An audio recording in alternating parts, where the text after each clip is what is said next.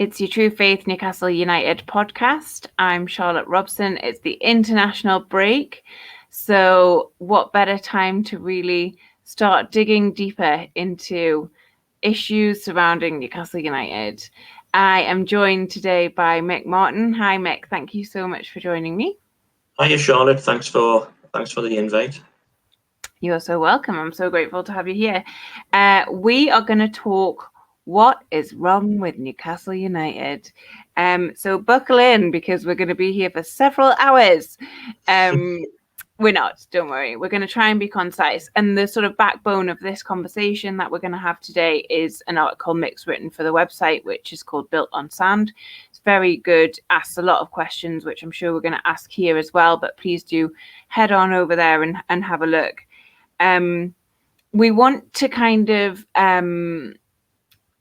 to examine why the club keeps failing. I mean, I know that there are pundits who are saying we're not failing, we're still in the Premier League. Like, why are we so miserable? But it's more than, I think, a string of bad results or a string of bad managers. There are systemic problems at Newcastle United, arguably. So we can get into the sort of nitty gritty of it. I've got sort of a couple of stats and things like that. But I suppose the best way to start, and Mick and I chatted just before we started, I suppose the best way to start this podcast and to examine what is wrong over there at St. James's Park and beyond is to really think about the structure of the club and the leadership and all of that stuff. At the moment, we've got the head coach, which is normally coupled with this director of football role, which we don't seem to have. There seems to be people in roles that perhaps they don't have a lot of expertise for. Mick, what do you think? What do you think the structure of the club is at the moment? Well, it's difficult to identify any structure at all. So I look at Steve. If you start with Steve Bruce's title and then you work back from that. So Bruce is described as a head coach. That's obviously different from a manager, and it suggests a different structure. So normally a head coach is something that kind of has an echo of what goes on in European football, where they don't have the British kind of model of a manager who's almost the kind of the father of the club. We can all think of figures like that from football history who've done everything at the club. Head coach seems to be someone who works within a much broader structure, and that's a legitimate structure to have in modern football. Most clubs have that now, and I look at Bruce. He's described as a head coach, but you have to understand that his responsibilities begin and end with the first team. Now we can have a separate debate about how well he or otherwise he's doing that, but that's been well repeated, hasn't it, in recent months? Yeah, I think we'd end up sidetracking for a long time if we start exactly. That so we'll try and avoid that. But so normally when you have that head coach structure, you would have someone who's a director of football, who's responsible for the broader football development. So things like the academy, coaching, scouting, and the sports science side of the club. And a guy like Bruce would be allowed to get on with concentrating on preparing the first team for Premier League fixtures, and obviously be plugged into what else was going on at the club. That's natural. But at Newcastle, we've got this guy Bruce, whose own involvement appears to be solely the first team, and has kind of a very kind of confused role within the broader direction of the club.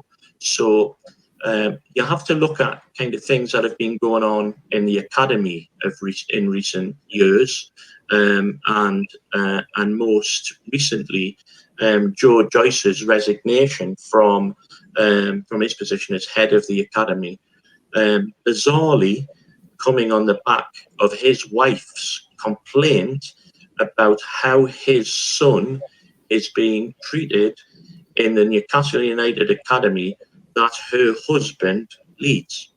So we don't know the detail about that, and it could be a million and one different things. But so then you look at that, and you also look at things like the Peter Beardsley crisis of a few years ago, when he was accused of very unpleasant things, including bullying and accusations of using racist language, which led to him leaving the club. So that kind of makes me ask the question, who has got oversight of how that structure develops at the club?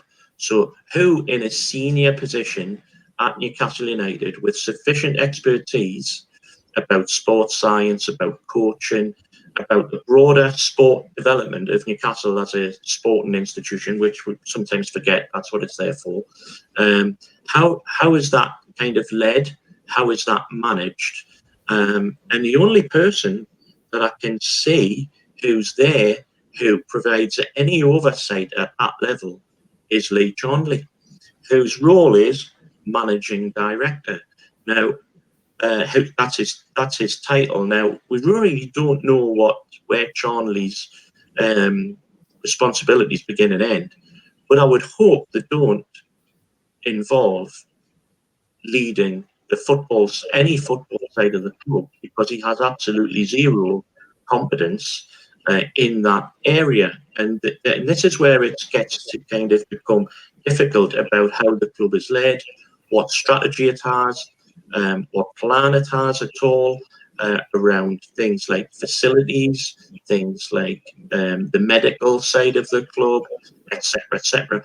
All of those things that Rafa Benitez was so keen to get himself involved in, because he no doubt saw Newcastle as his opportunity to develop the club as a project and put all of those things into place in the absence of no one else. So you have to ask the question, who's actually doing all of that, and where does it start and finish, and what is Bruce doing there if his job is head coach? And he doesn't seem to be doing much of that, let's be honest. So there's the broader strategic development of the club where there seems to be a massive hole. Your question, I think, presupposes that there is anybody doing that or interested in it, because your question's asking who's doing it. Is it being done? Is there anyone with that role? I think presumably not really. It seems to be, I know we've had COVID, and I know there's been a lot of staff on furlough and all of that stuff, but broadly speaking, from what I can see at the club, it's very reactive. There's not a lot of proactivity. And maybe I'm wrong, and I'm very open to, I've been wrong before, very few times, but it's happened. And it does seem, and I've worked in like places where there's not a lot of processes or whatever put in place for the future. It's just, we'll just react to what's happening now, and we'll deal with whatever gets thrown our way. And it's such an exhausting way to work that I can't see how it's appealing. But I suppose as well that the assumption was, or the intention was, that this is a club that was going to be sold like 3 years ago. Like from the top is what I'm saying. Like maybe that's what they think, and they're just kind of keeping it running as like best they can.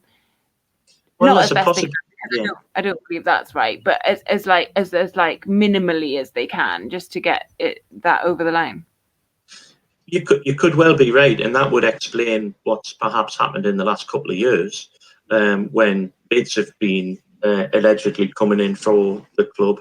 But this is a 14-year kind of experience that we're talking about, and I could probably forgive that kind of situation had it evolved over the last 18 months or so, but it hasn't. It's been there for years.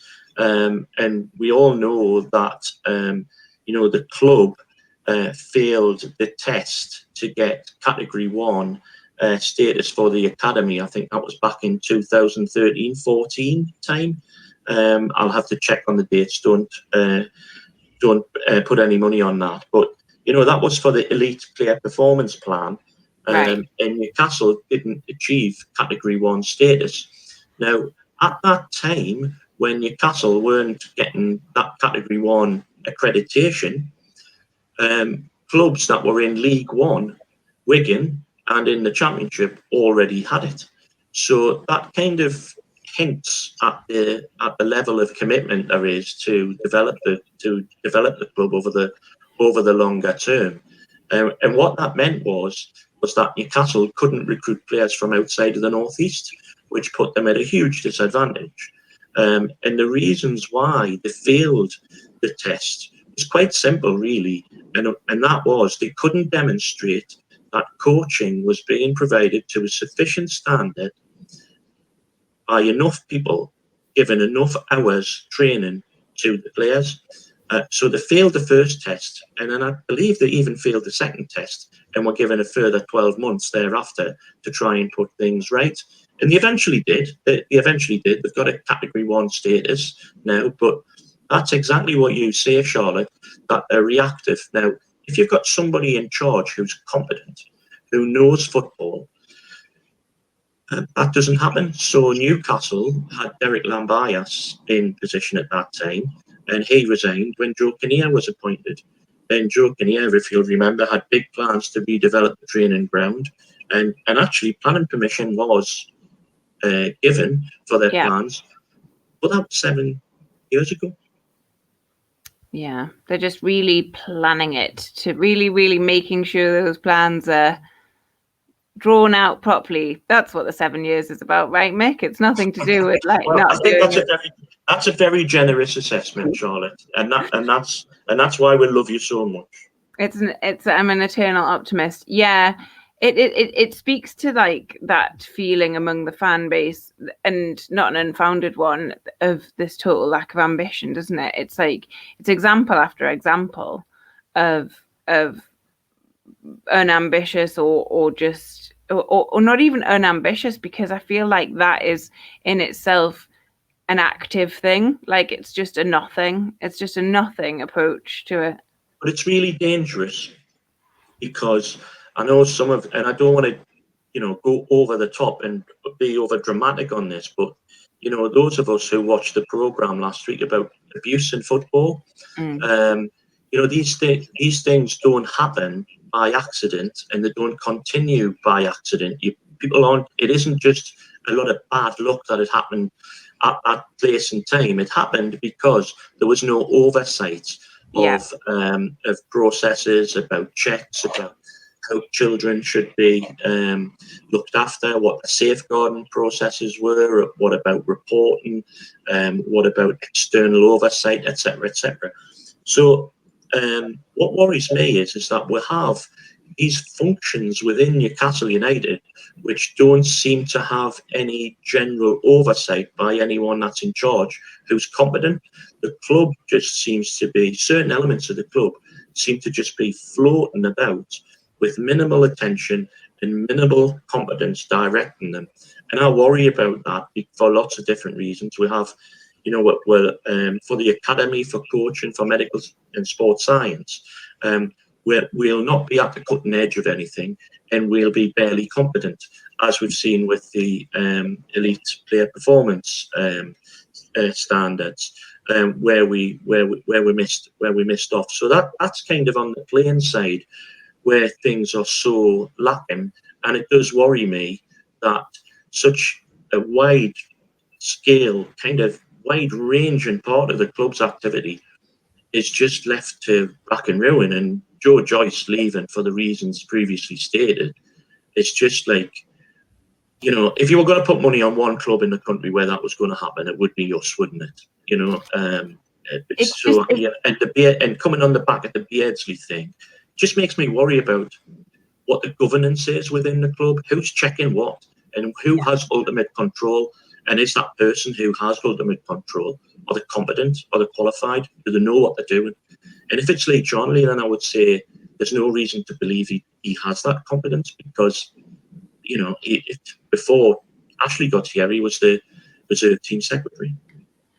And also, if it is Lee Charnley who's and it must be, because he's the sort of most senior. But if it is Lee Charnley, I guess that's it's never going to be. It needs a dedicated person, right? It needs a dedicated, as you say, competent person to be. If you're just looking at the academy, to sort of be, putting those processes in place, making sure that the kids are safe, that governance stuff.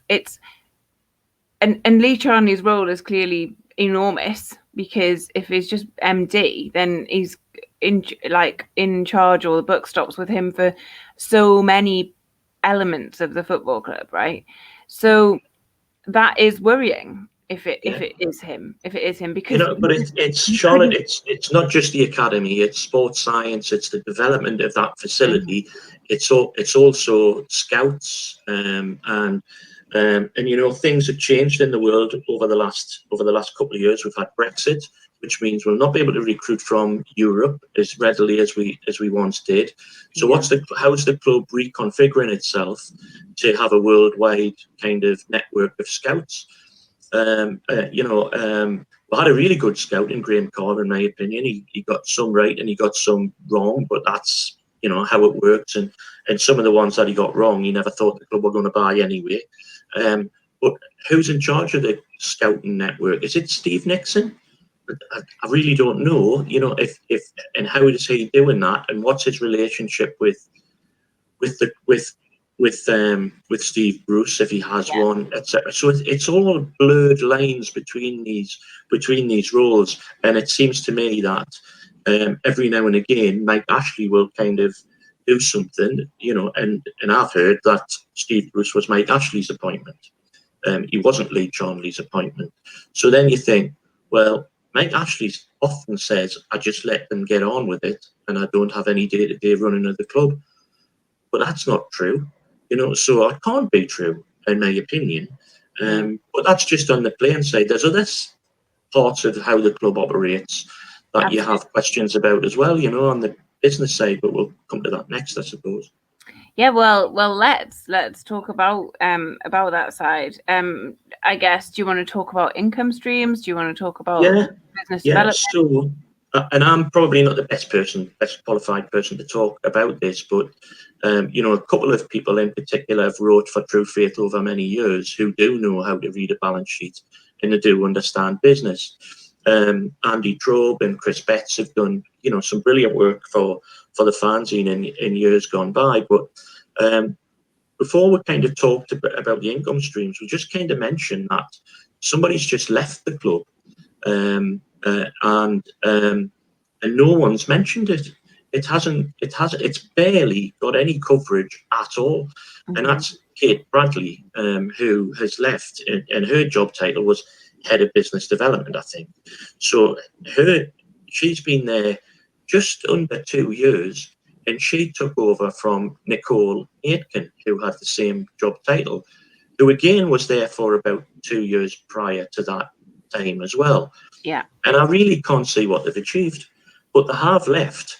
And it's critical that we've got, I've just come to Kate, and I don't mean anything by this. Kate, no doubt, is a lovely woman, etc., and did a good job in difficult circumstances managing the Newcastle United Foundation for 10 years, given how toxic the Newcastle brand has become in the city and in the wider region amongst its own supporters and other stakeholders.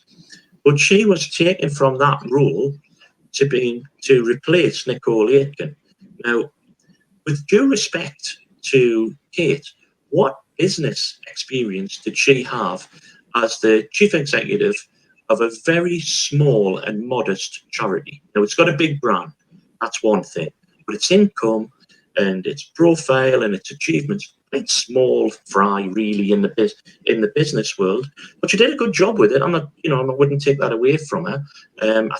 I'm always going to think the foundation should be doing much more than it is, and I still hold that opinion. But I can't say that Kate did anything other than a decent job. So, but what qualified her to move into that position at a club with with the turnover and the profile and the income that it has? And I would say she didn't have that. and in 2 years, I don't know what she's achieved. So do we have greater sponsorship now? Are the income streams increasing? What are the big deals that she's helped the club sign, which will provide money to buy players and make us more competitive on the pitch? In a way that Freddie Fletcher did back in the 90s when he was headhunted from Rangers by John Hall, who transformed our income and made us far more competitive, to the degree that when Graham Souness was the manager, we had the 6th highest payroll in the country, and that would have been one of the highest payrolls in Europe as well. So we've fallen back from that position, and we've fallen back from that position because the club isn't making any money beyond what it would get from TV money, and we know that income has vastly increased. But Mike Ashley, Lee Charnley and Kate Bradley and Nicole Aitken and Uncle Tom Cobley and all, they had nothing to do with that money increasing. The income stream at the club, and there's a lot of kind of stuff that we'll probably put out to accompany this podcast that'll go into the detail, has just stagnated, sit on Mike Ashley's watch, which makes us less competitive, and we can speculate on why that's happened. Yeah, I mean, I don't know the CVs of these people. I don't know what qualifies people for certain roles. Sometimes it's a step up, and it's like, okay, we think you might, like, let's give you a try. I suspect it would be something like that in a business context. I have lots of really ambitious friends who step up into roles that are way outside of their experience level, and they're sort of, they give a good pitch, and the hiring person will say, okay, let's try it. So maybe it was that kind of scenario. I do think the foundation, I would always want the foundation to be bigger. I think it has so much potential, as so many things attached to Newcastle United do. But I do think that they do some really great stuff. I really just want to be clear on that. I work. Oh, absolutely. I'm not denying that. I'm not denigrating that, Charlotte. No, I what know. I'm saying is, for Kate, who's gone from the chief executive of what is a small charity to then becoming the head of business development at a prominent Premier League club.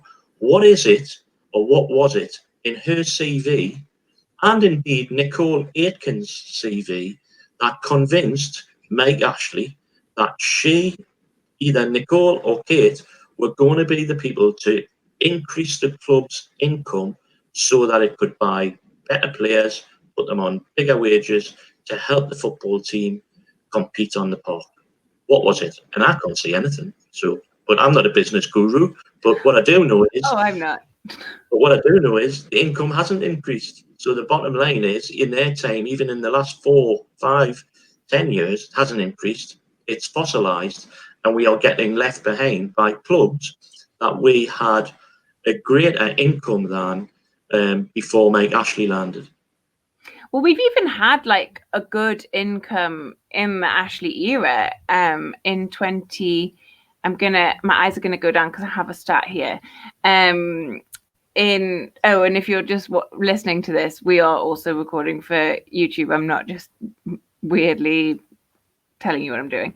We had the 8th highest turnover in the league in 2018 with 178 million, and the club told Alex at the fans forum the following season that their aim for the 17-18 season was 15th. So there's this massive disconnect between 8th highest turnover in the league and what we're going for. And so to me, that's just, it's not about generating for me. I don't know if this is right. This is just a theory. But for me, it's not about generating revenue to buy better players or to get higher up in the league. It's about paying back the loans and making Mike Ashley richer. Maybe. Absolutely. Yeah, I think you're right. And the summer that we got, I think it was Rafa's second season, going into his second season in the Premier League, I should say, that the club decided at a moment's notice that they were going to repay 30-odd million quid back to Mike Ashley from the loans that he provided. Now, that wasn't the right time to do that. That's not a great way to convince an elite coach, an elite manager, that the club wanted to go forward. That was a statement to him to say, I don't care about what you want to do. I don't care what you want to achieve at the football club. I want my money back.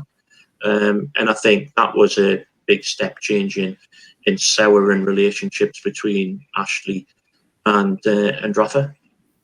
Yeah, it doesn't.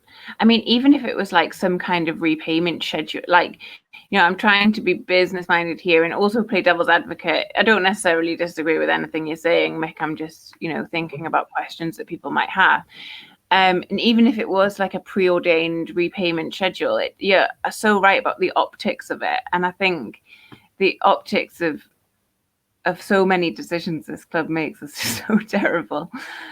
Just short term, aren't they? So what's Newcastle about if it's doing stuff like that? And that would appear it would, no surprises. Mike Ashley's not really interested in football, and he's not really interested in what the football club can do. But his disinterest and lack of kind of attention to what's going on means that the club is now on the brink of relegation. Yeah, the third time on his watch, and what that might demonstrate is that actually what he's doing is not working. He needs to think about something differently.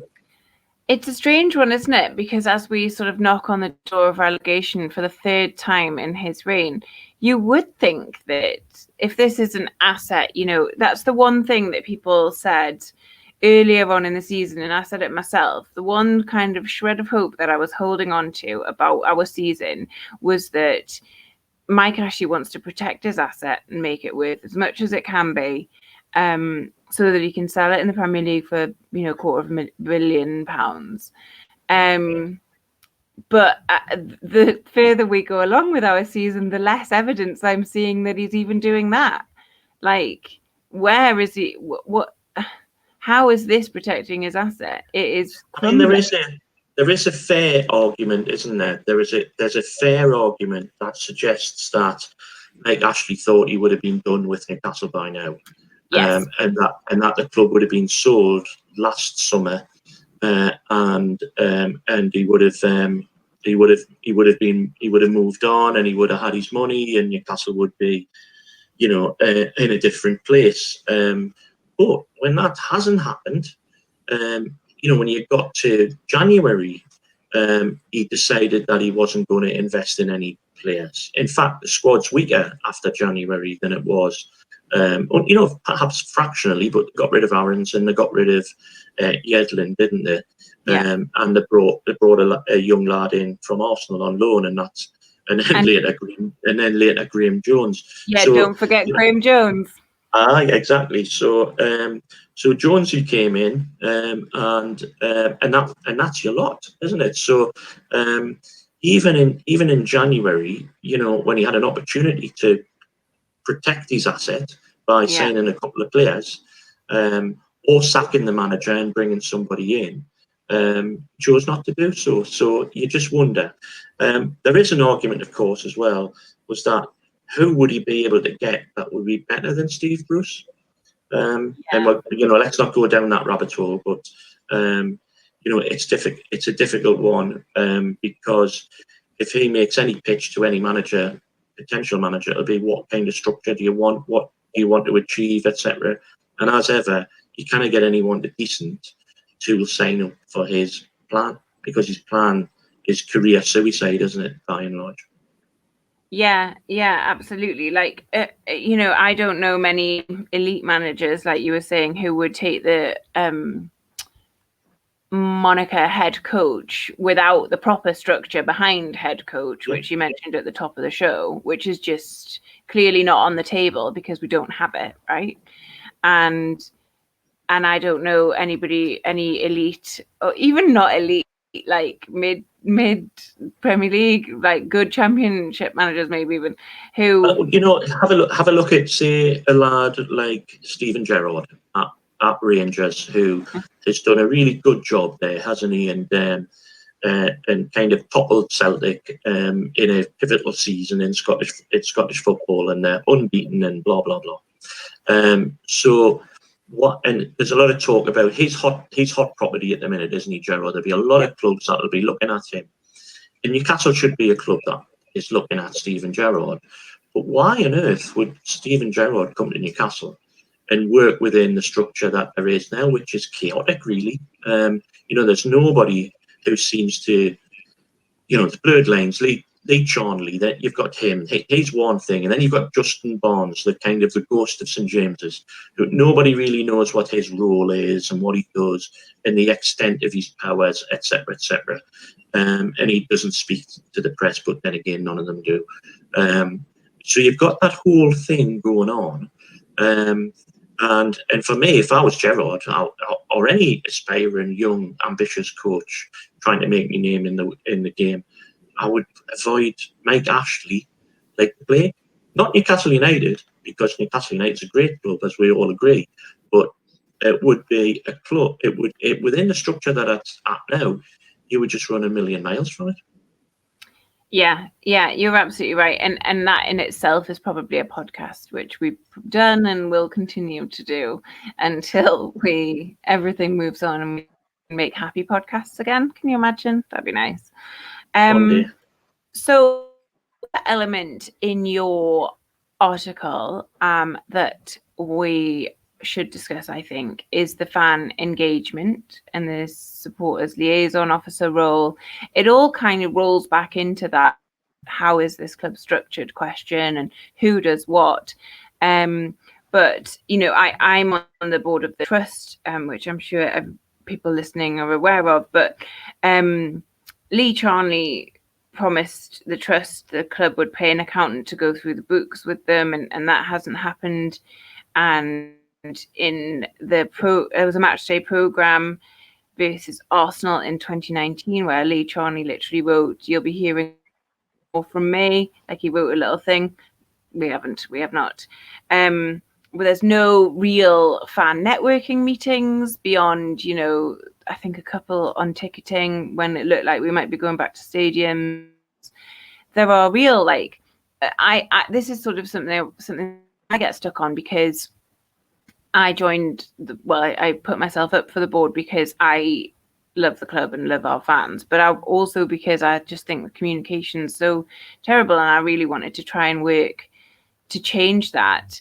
I'm not a magician, as it turns out, and I haven't really affected a real change. We've spoken with the club a couple of times, and it hasn't really borne any fruit. And what struck me most was, we talked a little bit about ticketing. Thomas, who's on the board as well, is really amazingly engaged with all the fans, and with ticketing, he goes to every away match. It's amazing. And he, we kind of talked about, again, it's that reactive thing. It was what are you doing about ticketing? What are you doing about this? How are you going to organize it if there's only 10,000 people let into the ground? And it was like, when we get more information about that, we'll make a plan.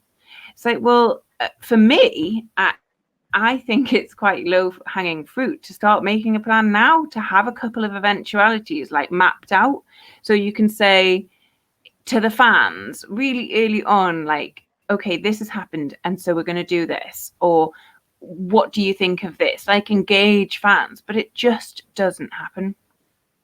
No, because of leadership, because of really poor leadership, and as you say, that's really low-hanging fruit, isn't it? And if you've got a guy like Thomas on the trust board who does a great job around all of the ticketing stuff, etc., why wouldn't somebody in a senior position at St James's Park pick the phone up to Thomas and say, "We'd like to talk to you about what you think should happen," and then we'll kind of, we'll decide what the art of the possible is, and then whatever we do will be a joint venture between the largest supporters trust in the country and this club. And that seems to me to be really a kind of an easy thing to do, but they'll not do it because they haven't got that level of leadership and confidence in themselves to kind of behave in an honest and open way. So you mentioned the engagement with fans, and under Ashley, no Newcastle board has ever done it properly. So the last 14 years aren't an outlier for brilliant fan engagement in the club's history. But that they have to have some kind of fan engagement. It's the rules of the Premier League and UEFA. But Newcastle don't even have a full-time supporters liaison officer. So there's a common myth that the supporters liaison officer is Lee Marshall. It isn't Lee Marshall. Lee Marshall just picks up bits and pieces for that job that he originally done when he joined the club. But since that time, Lee Marshall's job has changed on a couple of occasions, but he hasn't been the supporters liaison officer in any way, shape or form since around about 2016. He's currently the head of media. So you've got to have and he took that job over from Wendy Taylor when she left. So you've got to kind of ask and this is a Premier League question as well, but it shouldn't be a Premier League question. It should just be one for the club. And the club should be saying, we need to have a supporters liaison officer and a functioning engagement strategy with our supporters because they are our customers. I hate using that expression, but we are, because we pay for a product to get into matches, to buy merchandise and all of that kind of stuff. So the club just seems to be deaf to all of those things. But I truly think the club is breaking the guidance provided by UEFA and provided by the Premier League, because it doesn't have a full-time supporters liaison officer or do any engagement with supporters. Now, when it does engagement, it cannot be like the ridiculous fan liaison kind of committee that they had, which was, there's more openness in North Korea than there is in the fan liaison committee. I'm exaggerating to make the point, Charlotte. In truth, though, they were hermetically sealed, rehearsed kind of events that only fell apart when Alex kind of got involved and behaved in an absolutely brilliant way by exposing what was going on in them, and they didn't have a way back from that. So fair play to him, but it needs to be replaced, and they need to use a Boris Johnson expression when they do put it back together. They need to build back better, don't they? But at the minute, there's nothing going on. Again, it's down to a cramping lack of leadership at the club. Yeah, and I think you're right. I think it's that spreading of roles as well that I kind of touched on with regards to the academy, and if Lee Charnley is in fact sort of the person that looks after all of that stuff as well as everything, because Lee Marshall, we've spoken to him. He's been good enough to give us a bit about his time on the trust. You checked his LinkedIn, I think, he's the media officer, right? So if that is the case, and he is doing these bits of supporter liaison stuff, it's just there's so much to be gained from a full-time SLO role, I think, that he probably doesn't have time for. There's not really the inclination from the top, is my feel. But like I say, it's probably my favorite phrase, but it is such low-hanging fruit. Like I said in one of the meetings, what can we do to help you? Like, we're here. We use this as a resource. Like we are available, and are trying have a direct link to 14,000 fans or whatever. We can survey them. We can do X, Y, and Z. I would love to link up in that way. I think it would be brilliant and such a positive move by the club. But Charlotte, you say so. You're supposed to have a supporters liaison officer, and Sunderland, for all the mirth that they've provided us with in recent years, and the relegations that they've had, and the financial difficulties that they've got themselves into, they've still got a full-time supporters liaison officer. They've maintained that, whereas Newcastle in the Premier League, with all of the money that's involved in it, haven't been bothered to do that. But I'll go back to the primary part of my kind of thesis on Newcastle, which is there's a complete cramp and lack of leadership. So if you're in charge, if you've got a functioning leadership at that club, they'll want to know what the supporters liaison officer is doing. They'll want to know how effective they are.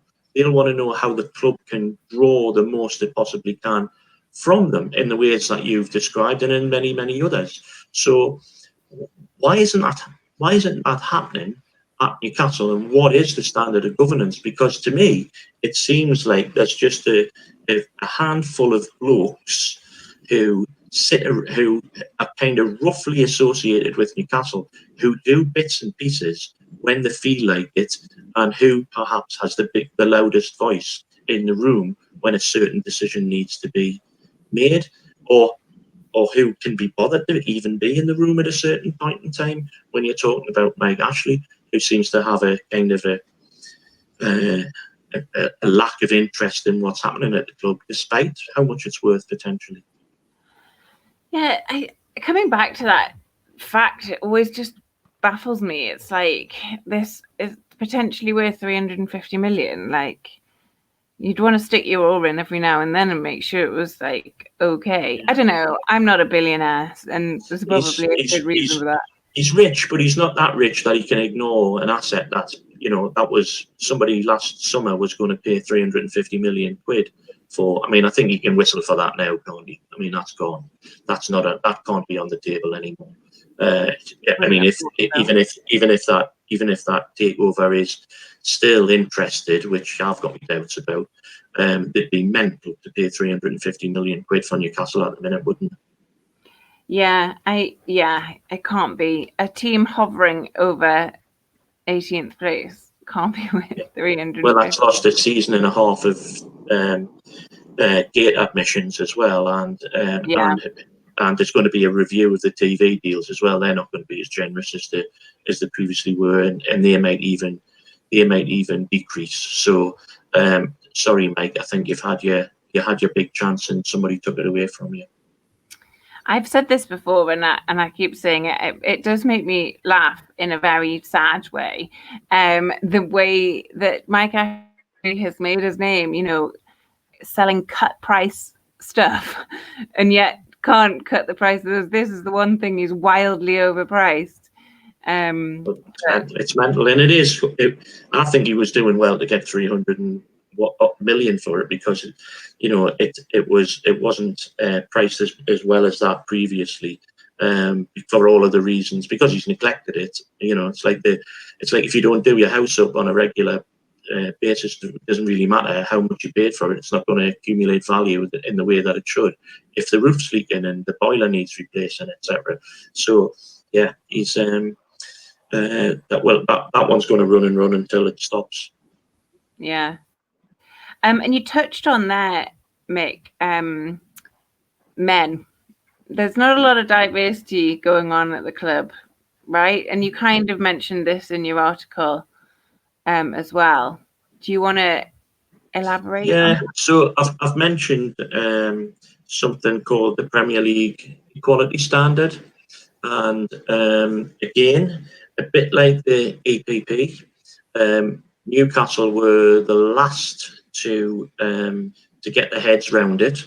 I'm not even sure where it's at the minute. I did get a nudge that the Premier League were absolutely exasperated with Newcastle's kind of reluctance to get involved with it, and I think it was 2019. Lucy Oliver was appointed to drive forward some changes within the club. That seemed to take an inordinate length of time to get to that point. Whether or not this was true or not, I don't know. But I did hear a whisper that the Premier League were considering deducting Newcastle points, Premier League points, at that time, if they failed to engage with the process. So they are engaging with the process, but they're doing it much later than everyone else. And the Premier League Equality Standard, it's no big deal. It's about a culture change, and it's about the culture of your club and how you do things to engage with the local community and how you do things within the club. itself. So I've put a link on within the article for those people who want to know more about that. And people can have their own opinions about why corporations are required to do those things. That's fine. People have got their opinions, but the fact of the matter is, the Premier League itself voted to have a Premier League equality standard. Newcastle would have been part of those discussions about implementing the Premier League equality standard, and then seemed to do absolutely bog all about it when other clubs were doing it far more vigorously and enthusiastically than we were. And that, I just think we're shameful in terms of how little energy we put behind that. And now when I see things coming out of the club, I can't help but be a bit cynical about why certain things are happening at a certain time, and etc. To me, that smacks of ticking a box, and it's not really what the club's about. Guess what, Charlotte? I'm going to mention that word again: leadership. You wouldn't get into those positions, with things like the academy, things like Peter Beardsley, things like Joe Joyce, things like the EPP thing, things like the Premier League equality standard, things like 2 heads of development leaving 2 years into their job, if you had strong strategic leadership at the club. And in this example, leadership doesn't need to be one person. It doesn't need to be a Mike Ashley revamped, or probably not him. It could be a really, really interesting. You could compile a really interesting group of strategically minded people for each kind of faction of the club. And I know it would cost money, but ultimately, like, you'd be able to bring in more revenue. You'd make the place more appealing. They say you have to spend money to make money, and you don't actually have to spend that much to bring in a strategically minded, like, interesting mix of people. And that really does seem to be the crux of the tagline here: is what is wrong with Newcastle United. It's all the way at the top. It's about building the brand, isn't it? So all of those things. God, if the lad 25 years ago hearing me talk about Newcastle United as a brand would have probably wanted me to be put out in misery. But in seriousness, that's what it's about. So it's about building the brand, and that's more attractive to people around the world who might support it and might buy merchandise and TV packages and all of that kind of stuff, but also businesses that want to be associated with it. So how its digital strategy, all of that kind of stuff builds the brand, and so does how it engages with its supporters. And and it's toxic around Newcastle, and no one enjoys that kind of atmosphere that we seem to be completely in, and that's a massive turn-off for anyone, whether or not it's people who are interested in football on a different continent, or whether or not it's a business who are looking to increase their profile and develop their own brand alongside Newcastle United. Why would you do it? So it's part of a kind of it's completely negligent in terms of how to develop the club. But as you said, it doesn't need to be Mike Ashley. He could pay for some smart ass kind of consultants to come in and develop a plan for him, and then he would appoint someone to take it forward, and he wouldn't be getting relegated 3 times in 14 years, I've no doubt, or sit on top of a club where the supporters absolutely hate him. Yeah, it does. It can't be good for him, can it? Can't be good for him. You can't. Nobody would want to be on it. I often thought, I can't remember the game it was, when the whole ground would stand up if you hate Ashley, and he's sitting there in the Millburn stand, and I'm thinking, if you're Mike Ashley, how do you feel at that precise moment? Yeah. And he's a tough business operator, but if you Mike Ashley's children, or his wife, or his friends, he might have some friends that he doesn't pay for. I don't know. But in all seriousness, how does that make you feel? You're not winning, are you? You might have No. loads of money in the bank, but you're not winning at life. No, and there's a lot to be said for like, oh, I'm fine, like it's fine, like they're idiots. It's water off a duck's back, but it never is, and it gets to you, and yeah, I just think like it's a shame that he's not the sort of person that for that to happen to would be a catalyst for change, but Yeah. clearly that's not his MO. That's not how it has affected. I sometimes feel as though that he thinks and speaks a different language to everyone else. You know, certainly to you and I and other supporters. I don't think he thinks. I think he's in a different paradigm to all of us. And people who've done business with him will say that he's always 3, 4, 5 steps ahead. And he may well be, but it doesn't look like it, does it? It doesn't feel like what he's doing with Newcastle is succeeding. Not when we're going to get relegated for the 3rd season in a row. And I have heard this argument that actually he's not really bothered, because if the club gets relegated, he'll fund it so that it gets promoted, and then the loan for the money that it's needed to get promoted, he'll just take it back anyway from future income, and then the cycle continues. I don't think that'll happen again. No, I think they'd be very fortunate if they were to get promoted again. They'd be very fortunate. I don't see it happening. Very depressing note to kind of wrap things up on, don't we? Well, it's not really been an uplifting one, I won't lie, but it is interesting to sort of examine. You know, you can throw cabbages over the wall of the training ground all you like. Don't waste good food though. Keep it for yourself. And all of that, but Steve Bruce is a symptom of this. He is not a good enough manager. I think we can all agree, but he's a symptom of a really, really, really bad leadership and management of a club that deserves so much better. And I think Mick's gone into some incredible detail there and raised some really interesting questions. You know, you might not agree. If you don't, fine, engage with us. We're at TFNUFC on Twitter, and you can do it in the comments if you're watching on YouTube.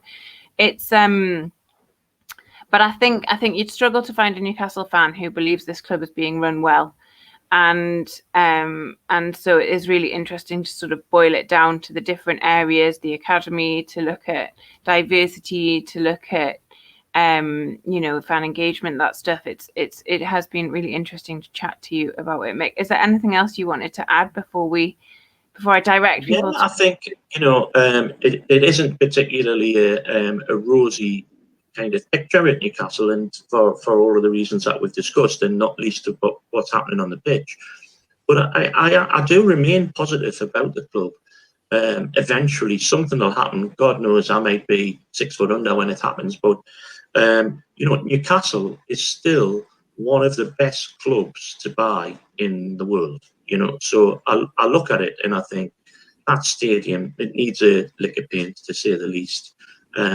But it's a city centre stadium. It's 52,000. I'm sure it could be made bigger if the great minds were to put their heads together. It's got so much potential, and it is underperforming as a business, and it is underperforming in every possible way, on and off the pitch, business-wise, the whole lot. If somebody gets a hold of it with the right intentions, and there can be business intentions, because if that club has any success, it gets itself in the top 6, 7, etc. The value of the club will increase, to an enormous degree, and they'll get their money back, and they'll have a huge asset, and it'll be one that will give them huge pleasure as well, like it would us. But yeah, so the club remains absolutely a brilliant football institution. It's got the best supporters in the world, bar none, and just I think that's what drives us all mental, with the knowledge that what could be. So, and I think some of the thick pundits that comment on our club, they don't understand that. They haven't got any kind of understanding of the scale of what they're talking about. And that's why it's so great when you've got somebody like Kevin Keegan and Rafa Benitez who get it. and understand it. And there are plenty others as well, obviously. But that club is just, it's ready for takeoff, and anyone with good intentions, would get the money back, and they'd get a massive sense of achievement and taking us forward. And not much is needed to do that. I agree. That's kind of a nice, more positive ending, I think, for our podcast. So with that, I will leave you. I'll direct you to Mick's article, Built on Sand, on the True Faith website. There's plenty of supporting documents and articles as well that I think Mick links to directly in his article. We'll put something in the info if you're watching this on YouTube, and in the show notes if you're listening on as an audio podcast. But thank you so much, Mick, for sitting with me tonight and talking through what you think is wrong with this football club. It's been really interesting. There's so much potential here, and fingers crossed, big change comes in the next couple of years. Thanks for listening. Take care.